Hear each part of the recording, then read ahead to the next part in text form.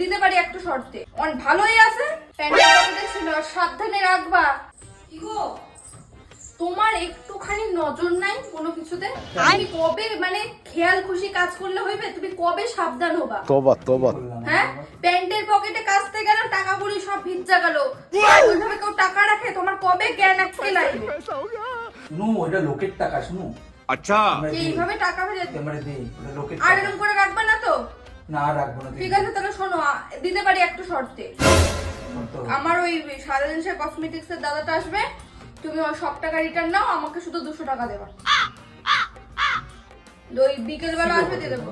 অনেক ভালোই আছে, আবার ছিল কত। ওইভাবে কেউ টাকা রাখে? আমি যদি পয়রে যেত প্যান্টের পকেট থেকে, তো লোকে নিয়ে চলে যেত।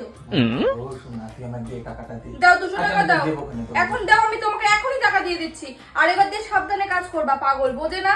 আচ্ছা, অত কথা না, আমার টাকা রিটার্ন দাও। তুমি তো 200 টাকা আমি দিচ্ছি। ये भगवान क्या 200 जुल्म টাকা है। দাও, তারপরে যদি তুমি না দাও, তুমি 200 টাকা দাও, আমি দিচ্ছি, দাও। আমার লোকের টাকা, কতগুলি টাকা লোকের।